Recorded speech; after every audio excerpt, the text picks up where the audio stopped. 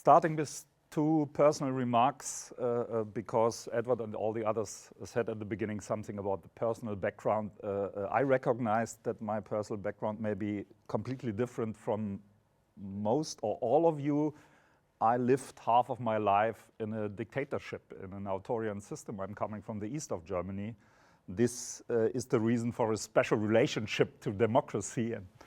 And the second remark, I present, or I do more or less a brainstorming with myself. So this is not a lecture or a traditional presentation. It's more to open my thinking about some things, and hopefully it's worth to discuss it. So I think we are in the middle of the discussion, and we discussed some points more deeply, and I think I'm not so far away from the other presentators, but in some points, hopefully, I can open a discussion.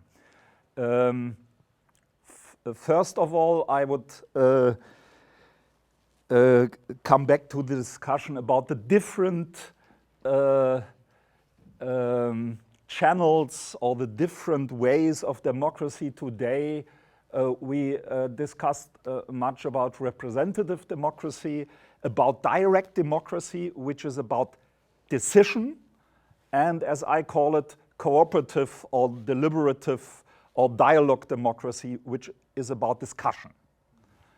And at the end, I don't think that it is necessary or possible to replace some of these modes of democracy. We must further develop all of them together at the same time.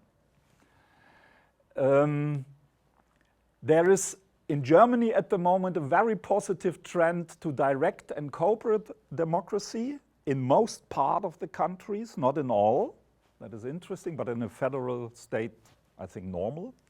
These forms of democracy are more and more used. They are getting part, in your words, Ryan, they are getting part of the political culture, of the regional political culture there.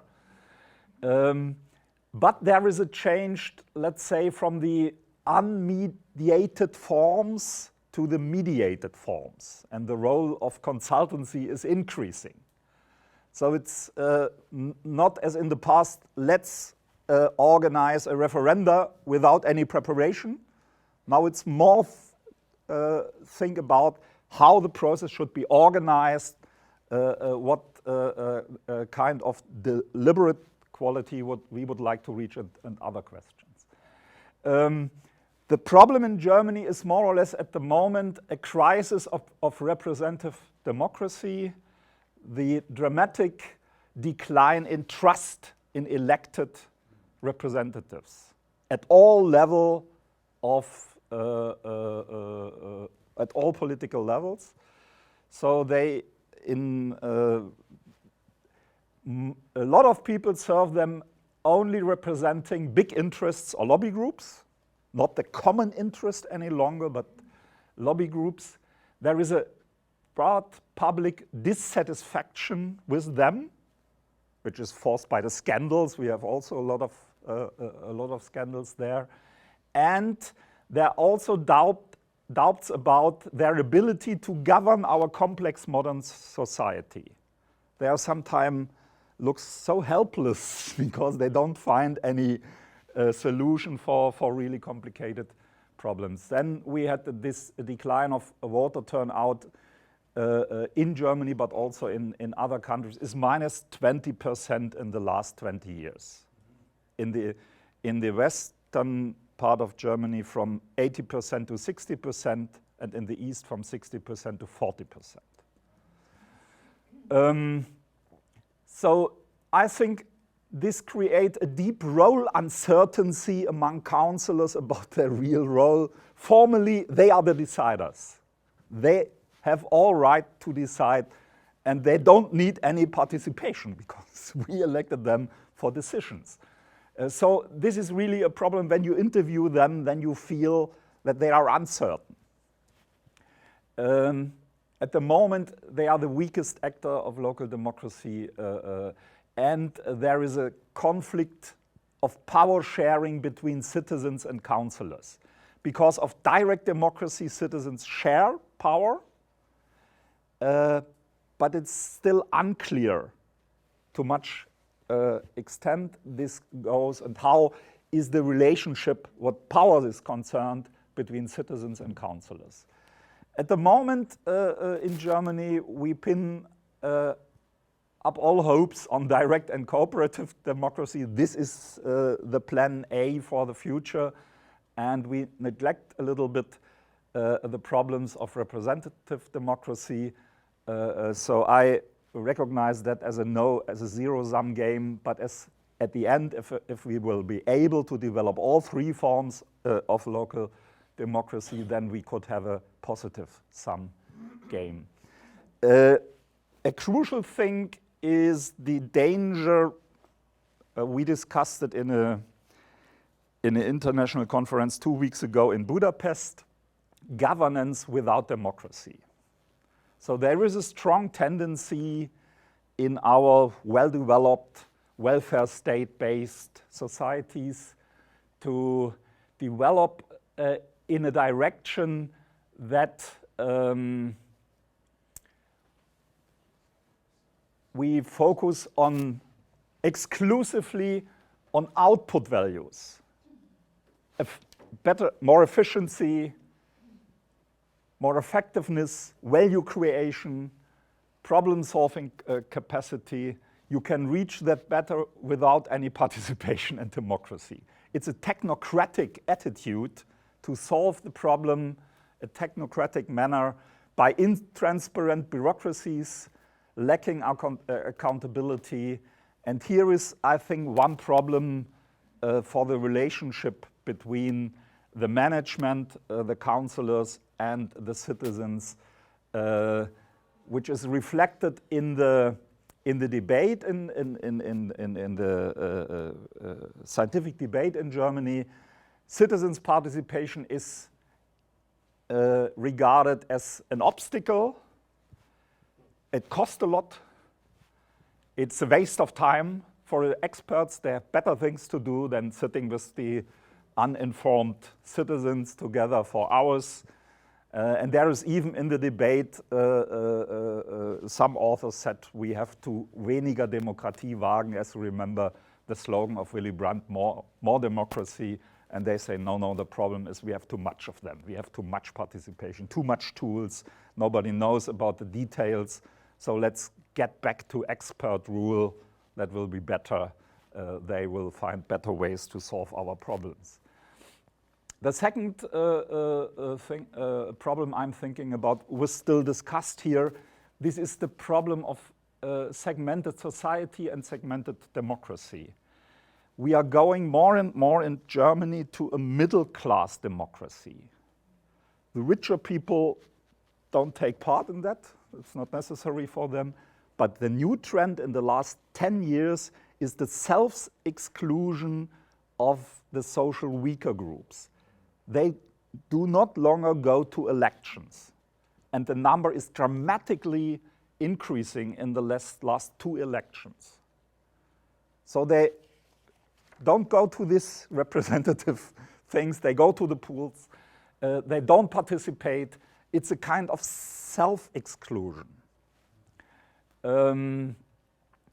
This is especially for the traditional groups of minorities, long-term, unemployed, partly young people, but this also goes for the migration groups we have also in Germany. A second point is, which is still discussed here, the huge, the social integration force of political parties, trade unions, social organizations, and other huge organizations is declining.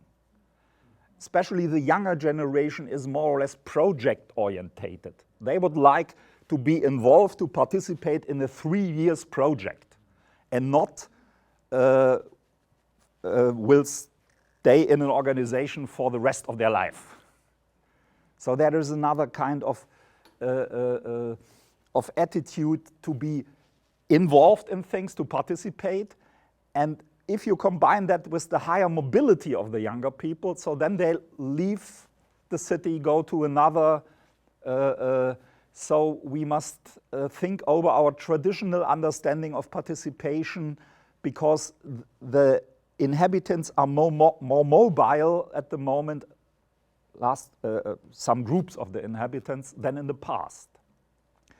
This is a problem when you have a referendum about, let's say, a crucial infrastructure problem in a city, which was decided 10 years ago. Then the population changed, and now you have a referendum about that.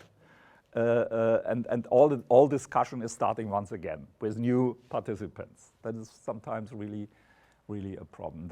The consequence is, especially in the urban, in the bigger cities, a loss of confidence between different groups in these urban communities, sometimes a declining of identity, which is really a problem, that you don't feel a special relationship to the village, to the city you are living in, and a decline of social capital, because you are not able or not willing to divide your social capital with other social groups. That's why we have the phenomena of failed cities and failed villages. Not so much at the moment, that is not the general picture for Germany, but we have some examples where this is really going on. And the last point, very short, I put a short paper about a special theme, a special turnaround in Germany. That's the energy revolution, which is sometimes called. This is a very interesting thing, because this is a top-down process to a technocratical infrastructural program for the next 20 years. But it's a big chance for municipalities to restart their autonomy, to restart the control of the agenda in a municipality, to put energy policy on the agenda, to come back to decision, to strengthen the steering capacity they lost because of privatization. And so this could be a win-win situation. The councillors are able to decide on something, to discuss a concept. The citizens are willing to participate. And the interesting things, we are a lot discussing about the roles of people. A new role is coming: prosumers, the combination of producers and consumers. And one word I think is missing in our discussion before. At the end, it's also about acceptance of policy change. To accept something, even if you don't like it, but you accept it because it's democratic decided. And here, when you are a prosumer, then it's much easier for you to support, to accept, to understood the local energy policy. So I won't say too much about that, but we have here some ideas in Germany which could help to sponsor the development. These are the energy self-sufficient municipalities, these are bioenergy villages, and these are energy cooperatives. So that is a very interesting development where you could see there is a positive force inside local self-government, that it's not an idea of the 19th century, it could be an idea of the 21st century in this special field of politics. So finally, two things about the impact on local government and local democracy. First, I very support to have a more thorough look on grassroots democracy. This is not about the idea of big society and small government. I prefer big society and strong government, both together. But this is the idea to look to establish better forms of participation at the lowest possible level, the neighborhoods. This is very often no administrative structure. In Berlin, we speak about Kiez. This is no administrative structure. This is a community of people living together in a certain area, and we have no classical instruments there because this, as I said, is not an administrative structure, but here is a chance to include all the groups I mentioned before, excluding themselves. And we have some positive example even in my district of Berlin where the minorities, in this case the Russian-speaking minorities and the Vietnamese-speaking minorities, come to us and say, okay, participatory budgeting is a good idea, we would like to take part. So that if you like to inform about participatory budgeting in Berlin-Lichtenberg, you have information in German, in Russian, and in the Vietnamese language. So that is the idea bottom up.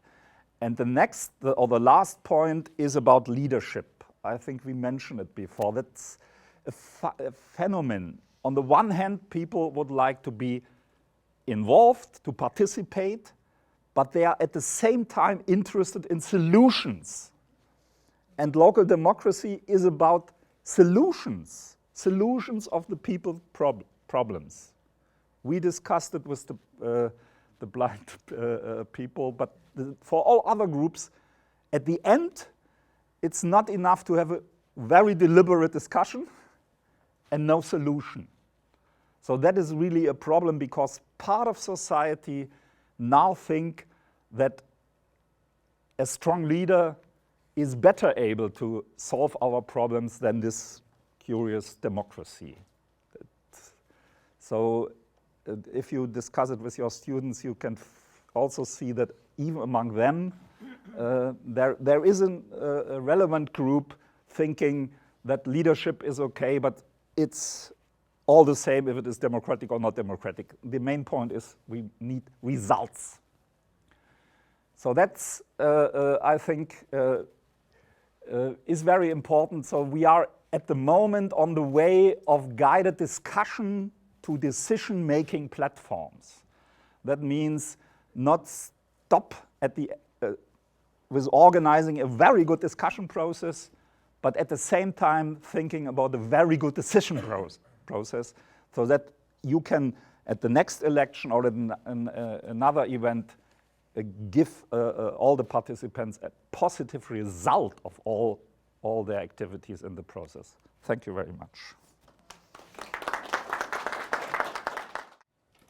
I was really touched by the point there about the technocracy and citizen as problem. When I did my PhD quite a few years ago in New Zealand, I actually had a conversation with a civil servant who described citizens to me as problematic.